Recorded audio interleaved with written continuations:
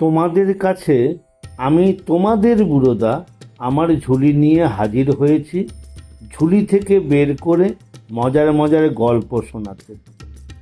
তাহলে আমি ঝুলি খুলছি খুলছি, দেখি আজ তোমাদের জন্য কোন গল্প ঝুলি থেকে বেরোয়। বুড়োদার ঝুলি হাতড়ে আজ যে বইটি আমার হাতে এলো সেটি হলো পারুল সুলভ শিশু সাহিত্যের প্রকাশনায় দীপেন্দ্রনাথ দোলয়ের সম্পাদনায় ভূত ভূতুম। আজকের গল্পটি হলো প্রেমেন্দ্র মিত্রের লেখা গল্প ভূতেরা বড় মিথ্যুক। ভূতেরা বড় মিথ্যুক না, কথাটা আমার নয়। এ শহরের সবচেয়ে লম্বা পাড়ির বাসে দমদম এয়ারপোর্টের দিকে যাবার মুখে বেশ খালি হয়ে আসা বাসের একটি বেঞ্চিতে পড়ে থাকা বেওয়ারিশ একটি পুঁটলিতে, যার ছেঁড়া খোড়া একটা খেরো খাতা পেয়ে মালিকের নাম ঠিকানা তাতে খুঁজে পেলে ফিরিয়ে দেবার আশ্বাস দিয়ে সেটা নিয়ে এসেছিলাম। সেই একম মেব দ্বিতীয়ম ভূত শিকারী দুর্জ্ঞেয় পরিচয় সেই মেজকর্তাও এ কথা বলেননি। এ মন্তব্যটি হলো মুন্সি মুলুক চাঁদের। মেজকর্তার খেরো খাতা ঘাঁটতে ঘাঁটতে যার খোঁজ পেয়ে মুন্সি মুলুক চাঁদ মেজকর্তাকে বেশ একটু টিটকিরি দিয়েই বলেছিলেন, যাদের পেছনে ছুটে ছুটে মাথার অর্ধেক চুল ধরিয়ে ফেললেন, এতদিনেও তাদের একটু চিনলেন না। বড়া আফসোস কি বাত কর্তা মশাই, আপনার জন্যে বড়া দুঃখ হই। আপনি এখনও জানেন না যে একদম 16 আনা সাচ্চা আদমিরও ওপারে গেলে জবান ছোটা হয়ে যায়। সব ভুল ভাল যা মন চায় কিস্সা শুনিয়ে দেয় আপনাদের। আর দেবে নাই বা কেন? তাদের যেরকম জ্বালাতন আপনারা করেন তাতে আপনাদের নিয়ে একটু বেয়ারা রসিকতা করে শোধ নিতে চাওয়া তাদের খুব অন্যায় কি? এই ধরুন, আপনাদের কি এক নয়া যন্ত্র এসেছে, কি ওই পেলেনচিট না পেপাঞ্চি কি যেন নাম, কাঠের একটা পান পাতার তলায় 3টে চাকা বসানো, যেখানে সেখানে যখন তখন একটু সুবিধে আর সময় পেলেই কজনে মিলে টেবিলের ওপর ওই পেলাঞ্চি নিয়ে আপনারা বসে যান। আপনারা কজনে ওই কাঠের পান পাতার ওপর হাত রেখে চোখ বুজে বসে যারা ওপার গিয়েছে তাদের কথা ভাবেন, আর তাতেই মনে করেন ওপারের ওরা চুম্বকের টানে লোহার মতো ওই পেলাঞ্চিতে এসে ভর না করে পারবে না। তা ওরা তাই আসে আর পেলাঞ্চিতে ভর করে তাদের চালায়, তাও ঠিক। কিন্তু কেন আসে জানেন?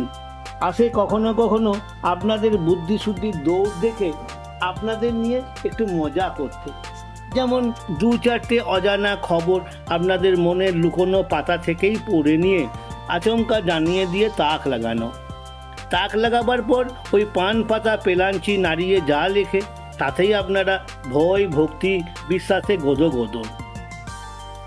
সে যারা যা হয় হোক, আপনার মতো পাকা জহরি কিনা ওদের কথা শুনে এমন ভুলটা করলেন, যার তা তো নয়, বলেছিলেন মেজকর্তা। কথা শুনেছি তো খোদ লালা রাজারামের। লালা রাজারামের? হেসেছিলেন মুন্সি মুলুক চাঁদ। হেসে তিনি কি বলেছিলেন আর তার জবাবে কি বলেছিলেন মেজকর্তা, কথাটা উঠেছিল কি থেকে আর কোথায়, কেনই বা এমন সব কথা হয়েছিল, তা স্বয়ং মেজকর্তার কাছ থেকে তার নিজের জবানিতে শোনাই নিশ্চয়ই ভালো। আশা তো দূরের কথা, তাঁর খেরো খাতায় লিখেছেন মেজকর্তা। যা ভাবতে পর্যন্ত পারিনি তাই এবার সত্যি ঘটেছে, একেবারে অবাক করে দিয়ে। কিন্তু অবাক বা হই কেন? একটু ভেবে দেখলেই তো বুঝতে পারি, যা সোজা আর হিসেব মাফিক তার চেয়ে উল্টোটা দুনিয়ায় বড় কম ঘটে না। এই যেমন মাছ ধরার বেলায় হামেশা দেখি বেশ করে আগে থাকতে চার ফেলে নিখুঁত সাজ সরঞ্জাম নিয়ে, একেবারে সেরা ছিপ টিপ নিয়ে আর সবচেয়ে সরেস টোপ ফেলে যেখানে বসি সেখানে এবেলা ওবেলা ঘন্টার পর ঘন্টা ফাতনার ধ্যানই কতবার না সার হয়। আর তাইতেই বদমেজাজ নিয়ে ফিরে যেতে যেতে বেয়ারা কোনো আঘাটায় নেহাত হেলাই ফেলাই টোপ গাঁথা পড়শিটা একবার ছুঁড়ে দিয়েছি কি, চোখের পাতা না পড়তে পড়তে চোঁ চোঁ কিসের টানে জলের তলায় ফাতনা উধাও হওয়ার সঙ্গে সঙ্গে সুতো ছাড়ার বেগে হুইলের গোঙানি যেন আর থামতে চায় না। ভাগ্য আরেকটু ভালো হলে সেই দফাতেই শেষ পর্যন্ত হয়তো আধমনি একটা মাছের রাজাকে কাটা কলা গাছের ভেলায় চড়ে জল থেকে শেষ পর্যন্ত তুলে আনতে হতে পারে। এ যাত্রায় আমার যা হয়েছে তা ঠিক আমার ওই চিরকেলে নেশার তাগিদ নয়, স্রেফ একটু বিদেশ ঘোরাফেরা আর সেই সঙ্গে যেটুকু তীর্থধর্ম হয় তা সারবার জন্য কিছুদিনের মতো বেরিয়ে পড়েছিলাম। সময়টা মোটে ভালো নয় বলে অনেকে একটু বাধা দিতে চেয়েছিল, কিন্তু আমি তো ডাঙার পথ মারাচ্ছি না বললেই হয়। আমার নিজের ফরমাস দিয়ে বানানো বজরা, মাঝিমাল্লাও সব আমার পুরনো পাকা লোক, যেখানে যাবার জলে জলেই যাব তাদের নিয়ে।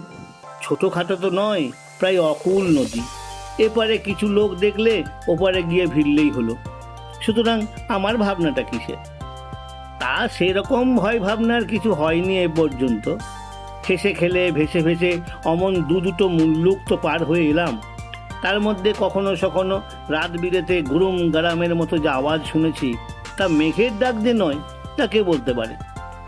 ওসব কিছুর বদলে যা হলো তা এই, কৃষ্ণপক্ষের নবমী দশমী রাত তখন প্রথম প্রহর পার হয়েছে। মেঘে ঢাকা আকাশ যেমন অন্ধকার, তেমনই অন্ধকার নদীর জল।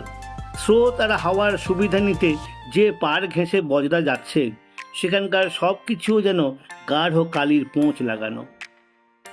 এরই মধ্যে হঠাৎ চমকে উঠে বড় মাঝিকে ব্যস্ত হয়ে ডাকলাম, দেওলাল, দেওলাল, দেখতে পেয়েছো? শুনতে পাচ্ছ কিছু?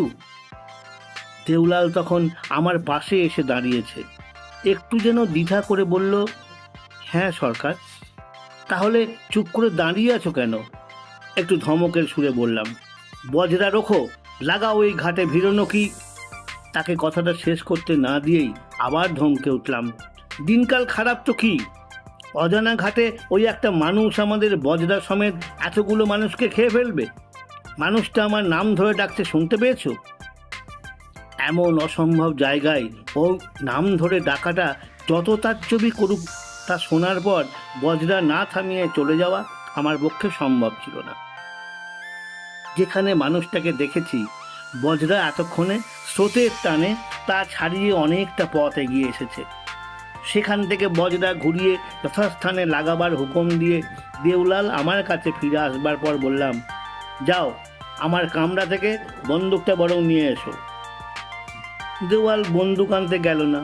আনলে বজরা ঘাটে লাগাবার পর রীতিমতো লজ্জাতেই পড়তাম, কারণ এমন একটা অসম্ভব জায়গা থেকে এমন অবিশ্বাস্যভাবে যে আমায় দেখেছে, সে আর কেউ নয়, লালা রাজারাম। তার সঙ্গে এই পথে দেখা হবার ব্যবস্থা খত লিখে আগে থাকতেই আমাদের ঠিক হয়ে আছে। তা থাকলেও লালা রাজা নামের এমন জায়গায় এর সময় এসে দাঁড়িয়ে আমার বজরা থামাবার জন্য ডাক দেওয়াটা অবশ্য একেবারে অদ্ভুত কল্পনাতীত ব্যাপার। সেটা কেমন করে সম্ভব হলো? বজরা পাড়ে লাগাবার পর তা থেকে বেশ কষ্ট করেই সেই আঘাটাই নেমে সেই কথাই রাজারামকে জিজ্ঞাসা করলাম। বললাম, এই এখানে এমন করে দাঁড়িয়ে কেন লালাজি? তোমার তো আমার সঙ্গে কাল সকালে দিলদারনগর ছাড়িয়ে সেই জামানিয়ার ঘাটে দেখা করার কথা। সেখানে কাল সকালে থাকতে পারবো না বলেই তোমার যাবার পথে ধরবার জন্য এখানে দাঁড়িয়ে আছি, জানালো লালাজি। তার এই জবাবে বিস্ময়টা বাড়ল বে কমল না। বেশ একটু হতভম্ব হয়েই তাই বললাম, কি বলছো লালাজি? অন্ধকারে ঠিক ঠাওর করতে পারছি না, কিন্তু জায়গাটা চৌসা বলেই মনে হচ্ছে। এখান থেকে নদী নিয়ে জামানিয়া যেতে 50 মাইলের কম নয়। এতখানি রাস্তার মধ্যে ঠিক কোথায় দাঁড়ালে আমার বজরা ডেকে থামাতে পারতে, তা তুমি ঠিক করলে কি করে? বুদ্ধু নয় বলেই ঠিক করতে পারলাম, জবাব দিয়ে লালাজি বেশ সোজাভাবেই রহস্যটা পরিষ্কার করে দিল। লালাজি এই অঞ্চলের পয়লা নম্বরের কারবারি। এখানকার নদীর হাড় হদ্দ তার জানা, তাই এ পথে পূব থেকে পশ্চিমে যেতে ছোট বড় সব নৌকাকে স্রোতের প্যাঁচে এই জায়গাটিতে নদীর দক্ষিণ পাড় ঘেঁষে যেতে হবে জেনেই লালাজি এইখানে দাঁড়িয়েছিল আমার অপেক্ষা। লালাজির এই ব্যাখ্যার পরও এক দুটো প্রশ্ন মনে জেগেছিল, কিন্তু তার না তুলে বললাম, যাক, দেখা যখন হয়ে গেছে তখন বজরাই ওঠো এসে। যেখানে যেতে চাও যেতে যেতে তোমার সব ব্যাপারটা শুনি। কিন্তু বজরায় উঠতে রাজি হলো না লালাজি। বলল, না, আমি বজরায় উঠবো না। তুমি বজরা এখানে মাঝিদের জিম্মায় বেঁধে রেখে আমার সঙ্গে এসো। তোমার সঙ্গে যাব? এবার সত্যি একটু অস্বস্তির সঙ্গে বললাম, এখানে এই আঘাটায় নেমে কোথায় যাব তোমার সঙ্গে? আর যাবই বা কেন? যেতে যেতে সব বলছি, এসো বলে লালাজি অন্ধকারে এই আঘাটায় পড়ে বেয়ে ওপরে উঠতে লাগলো।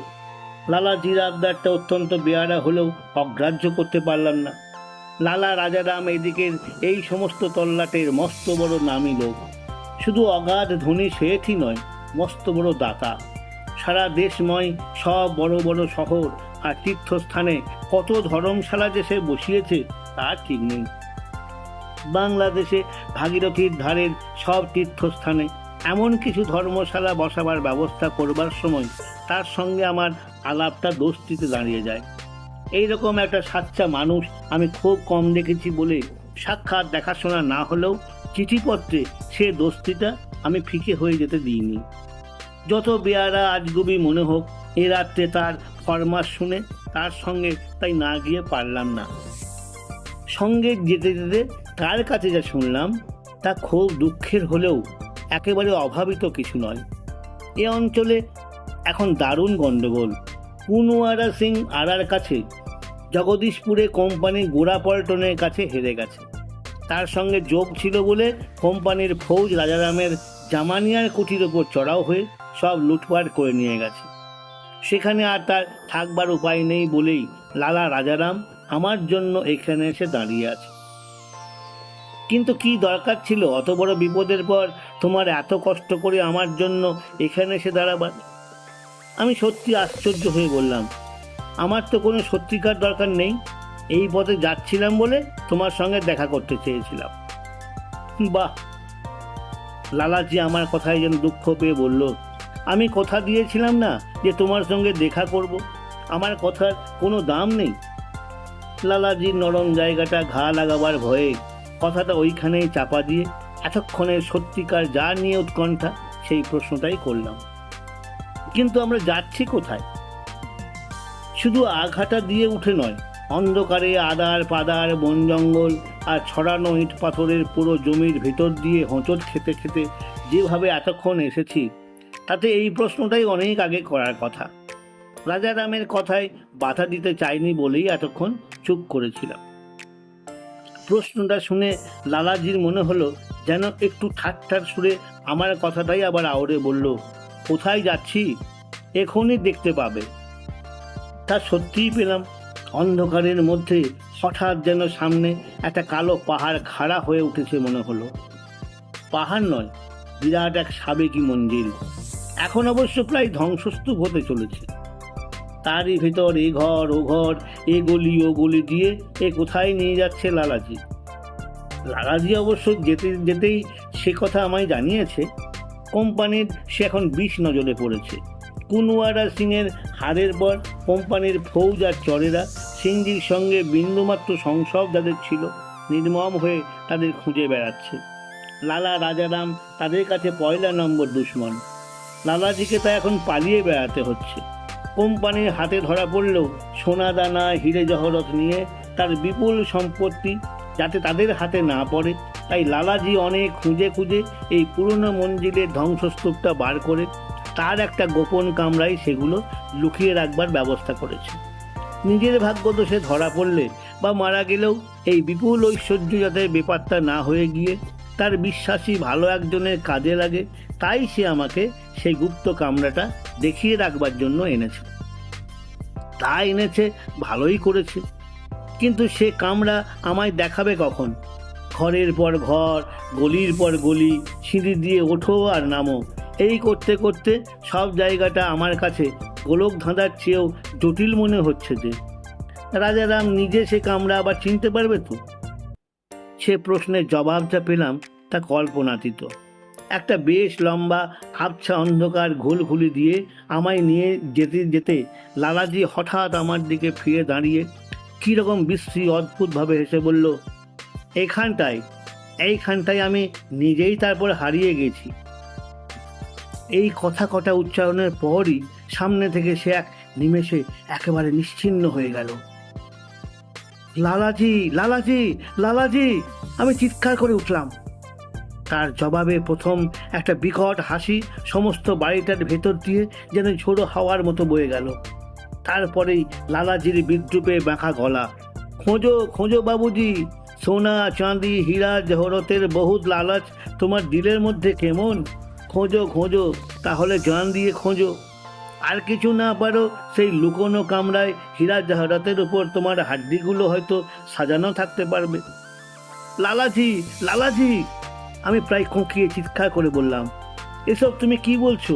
তুমি এপারের বদলে ওপারেই যদি গিয়ে থাকো তাহলেও আমার সঙ্গে বেইমানি কি তোমার সাজে? তোমার লুকোনো দৌলতখানা আমি দেখতে চাই না। তুমি শুধু আমায় এই গোলক দাদা থেকে বার হবার হদিশ বাতলে দাও, বাতলে দাও লালাজি। উত্তরে আবার সেই নিষ্ঠুর হাসি। পাগলের মতো এ ঘর থেকে ও ঘর, এই গলি থেকে অন্য গলি, তারপর ছুটে বেড়াতে লাগলাম। দেওয়ালে চৌকাঠে ঠোকা লেগে লেগে হাত পা মাথা ক্ষতবিক্ষত হয়ে গেল, তবু বার হবার রাস্তা পেলাম না। সত্যি শেষ পর্যন্ত তা পাবো নাকি? এই অজানা ধ্বংসস্তূপের মধ্যে আমার কঙ্কাল চিরকালের মতো লুপ্ত হয়ে থাকবে নাকি? অস্থির উৎকণ্ঠায় আর একবার ছুটে বার হবার চেষ্টা করতেই আলোটা দেখতে পেলাম। আলো, তার মানে তো নিশ্চিত মুক্তির উপায়। সেই আলোর রেখার দিকে পড়ি কি মরি করে ছুটলাম। আলো পাছে আলেয়া হয়ে যায় এই ভয়। তা হলো না। একটা বাঁক ঘুরতেই আলোটা দেখতে পেলাম। বেশ লম্বা চওড়া একটা ঘর। ঘরের মধ্যে এক কোণের দিকে দড়িতে বোনা দুটো ছোট চৌকি, তার একটিতে বসে এক প্রৌঢ় সরু লম্বা একটা খাতার ওপর পাতা উল্টাচ্ছেন। তারই দড়িতে বোনা চৌকির পাশেই বেশ উঁচু মাটির পিল সুজের ওপর একটা প্রায় গোলাকার প্রদীপের মোটা মোটা কটা সলতে রেড়ির তেলের জোরেই বোধহয় জ্বলছে। ঘরটায় ভেতর ঢুকে সেখানকার সরঞ্জাম আর অচেনা প্রৌঢ়টিকে দেখে একটু থমকে দাঁড়িয়ে পড়েছিলাম। প্রৌঢ় কিন্তু বিন্দুমাত্র না চমকে চশমাটা নাকের ওপর থেকে নামাবার সঙ্গে হাতের লম্বা খাতাটা মুড়ে আমাকে রীতিমতো অবাক করে দিয়ে বললেন, আসুন আসুন বাবুজি, আপনার জন্যই অপেক্ষা করে আছি। আমার নাম হলো মুন্সি মুলুক চাঁদ। আপনার নাম মুন্সি মুলুক চাঁদ? আর আপনি এই গোলক ধাঁধা মঞ্জিলে আমার জন্য অপেক্ষা করছিলেন? কথাগুলো আমার গলা দিয়ে বার হয়নি, আমার চোখ মুখের চেহারাতেই প্রকাশ পেল। মুন্সি মুলুক চাঁদ তা ঠিক মতো বুঝে পাশের অন্য দড়ির চৌকিটা আমার দিকে ঠেলে দিয়ে বলল, বসুন বাবুজি, ঠান্ডা হয়ে বসুন। আজ আপনার বহুত পরেশানি হয়েছে ঝুটমুট। ঝুটমুট? এবার রাগের জ্বালায় আমার গলায় আবার কথা ফুটলো। শুধু ঝুটমুট বললে কিছুই বলা হয় না মুন্সি মুলুক চাঁদজি। কাউকে নিয়ে এরকম বিশ্রী তামাশা শয়তানি ছাড়া আর কিছু নয়। আর সে শয়তানি যে করেছে তার ঠিকানা এখন ওপারের নয়, ওপরে। আমার এই কথা শুনে মুন্সিজি বলেছিলেন, যাদের পেছন ছুটে ছুটে মাথার অর্ধেক চুল ধরিয়ে ফেললেন, এতদিনেও তাদের একটু চিনলেন না? মুন্সিজি আর মেজকর্তার মধ্যে তারপর যা কথা হয়েছিল এই বিবরণের শুরুতেই তা কিন্তু দূর পর্যন্ত দেওয়া আছে। মেজকর্তার নিজের জবানে গোড়া থেকে ধরবার জন্য যেখানে তা কাটা হয়েছিল সেখান থেকে শেষ পর্যন্ত মেজকর্তার নিজের কথাতেই আবার বোনা যেতে পারে। মেজকর্তা কথায় কথায় লালা রাজারামের নামটা করায় লালা রাজারামের বলে হেসেছিলেন মুলুক চাঁদ। মেজকর্তা তাঁর খেরো খাতা তারপর লিখেছেন। মুন্সিজির হাসির ধরনে একটু গরম হয়েই বললাম, হাসছেন কি? লালা রাজারাম কে তা আপনি জানেন? তা একটু জানি বই কি, একটু যেন চাপা বিদ্রুপের সঙ্গে বললেন মুন্সিজি। তাতেই আরো জ্বলে উঠলাম।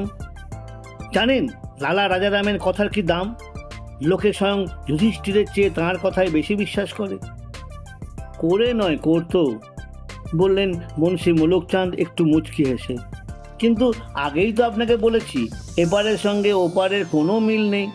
এপারে যে 16 আনা সাচ্চা, ওপারে হামেশা সে 18 আনা ঝুটা হয়ে যায় সিরেফ মজা করবার জন্যে। তা বলে লালা রাজারামও তাই হবে? অবিশ্বাসের সঙ্গে বললাম। এই দুদিন আগে দেশের জন্য যিনি জান দিয়েছেন তার হঠাৎ এমন প্রবৃত্তি?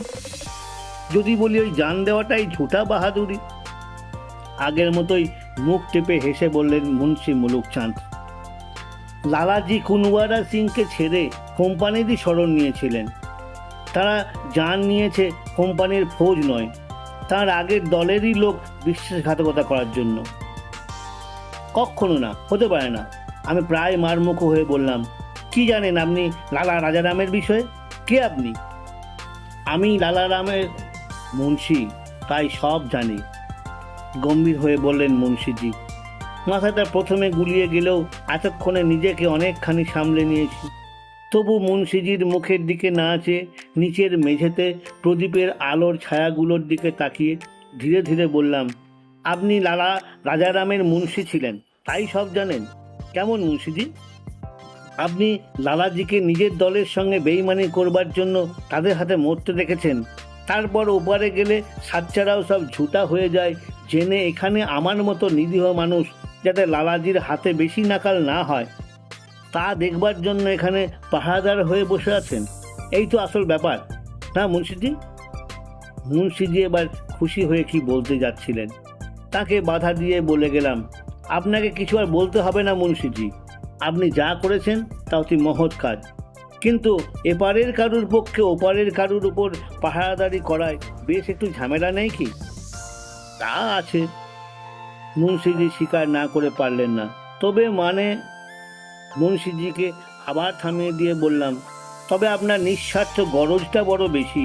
লালা রাজারামের লুকোনো দৌলতখানা যাতে যাত্রার হাতে না পড়ে তার জন্য সব কিছু করতে আপনি প্রস্তুত। ঠিক ঠিক ধরেছেন, উৎফুল্ল হয়ে বললেন মুন্সিজি। কিন্তু তার সঙ্গে আরও যা যা ধরেছি সেটাও তাহলে শুনুন। এবারে সোজা মুন্সিজির মুখের উপর চোখ রেখে বললাম, আপনি নিজে আর এপারের কেউ নন। আমি ঠিকই বুঝতে পারছি আপনি শুধু লালা রাজারামের মুন্সি ছিলেন না, কোম্পানির চরও ছিলেন সেই সঙ্গে। আপনার কাছে গোপন খবর পেয়ে কোম্পানি রাজারামজিকে কুনওয়ারা সিংয়ের দলের বলে জেনে তাঁর আস্তানায় চড়াও হয়ে তাঁকে হত্যা করে, কিন্তু তার আগে নিজের ধনদৌলত লুকোবার ব্যবস্থা করে আপনার বিশ্বাসঘাতকতার শাস্তি দিতে লালাজি ভোলেননি। ওপারে যাবার পর আপনার সবচেয়ে বড় দুঃখ এই যে ওপারে গেলেই সব জানতা হওয়া যায় না, তাই রাজারামজির লুকোনো দৌলতখানার হদিশ আপনি পাচ্ছেন না। তা পাবার জন্য এখানে এসে এমন পাহারা দিয়ে বসে আছেন, কিন্তু আপনি ডালে ডালে বলেই রাজারামজিকে পাতায় পাতায় যেতে হয়েছে। এতক্ষণে বুঝেছি আপনাকে হদিশ না দেবার জন্য আমার মতো দোস্তের সঙ্গেও বাধ্য হয়ে তাকে এমন বিশ্রী চালাকি করতে হয়েছে। তবে যা তিনি করেছেন তা একেবারে ঝুটমুট নয়। ওই বেয়ারা রসিকতার ভেতর দিয়েই আমায় আসল ব্যাপারটা বুঝিয়ে তিনি আমাকে দিয়ে তার লুকোনো দৌলত উপযুক্ত হাতে পৌঁছে দেবার ব্যবস্থা করতে চেয়েছেন। আমি সেই চেষ্টাই এবার করব। দেশের জন্য যিনি প্রাণ দিয়েছেন তার দৌলত দেশের কাজেই যাবে। সুতরাং বুঝতে পারছেন, ওপারে মিথ্যে ছায়াবাজি দিয়ে লালা রাজারামের লুকোনো দৌলতখানা আপনার বংশের কারুর হাতে তুলে দেবার আশা আপনার নেই। মুন্সি মুলুকচাঁদের ফ্যাকাশে মুখটা তখন প্রায় ঝাপসা হয়ে এসেছে। সেদিকে চেয়ে বললাম, আপনি যে এপারের নন সেটা প্রথম কি করে বুঝলাম তা ভাবছেন নিশ্চয়। একটা কথা তাহলে আপনাকে বলে যায়, ওপারের হয়ে এপারের সাজতে হলে কায়ার চেয়ে ছায়াটার দিকে বেশি নজর রাখতে হয়। আপনি এমনিতে আজকের আসরটা ভালোই সাজিয়েছিলেন, কিন্তু ধরিয়ে দিয়েছে আপনার ছায়াটা। প্রদীপের আলোয় আপনার ছায়াটা ঠিকমতো পড়তে না দেখেই আসল ফাঁকিটা ধরে ফেলে আর সব ব্যাপার আমি বুঝে নিয়েছি। ঠিক যে বুঝেছি তা তো আপনার ফ্যাকাশে হয়ে মিলিয়ে যাওয়া থেকেই বুঝতে পারছি। আচ্ছা, নমস্কারটা তাহলে নিয়ে যান। মেজকর্তার লেখা এখানেই শেষ। যা তিনি লিখে গেছেন তা সত্য মিথ্যা যাই হোক, তাঁর নিজের হদিশ তিনি এবারে একটু দিয়ে ফেলেন নাকি। কুনওয়ারা সিংয়ের তিনি নাম করেছেন। কুনওয়ারা সিং তো সিপাহী বিদ্রোহের সময় বিহারের আরা জেলার কাছে তাঁর জগদীশপুরের রাজ্য থেকে কোম্পানির বিরুদ্ধে লড়াইয়ে নেমেছিলেন। মেজকর্তা কি তাহলে সেই সিপাহী বিদ্রোহের সময়কার মানুষ? তার খেরো খাতা আর একটু ভালো করে ঘেঁটে দেখতে হবে। আমার কথাটি পুরলো, নোটে গাছটি মুড়লো। আমার কথাটি পুরলো, নোটে গাছটি মুড়লো। আমার খাতাটি পুরলো, নোটে গাছটি মুড়লো।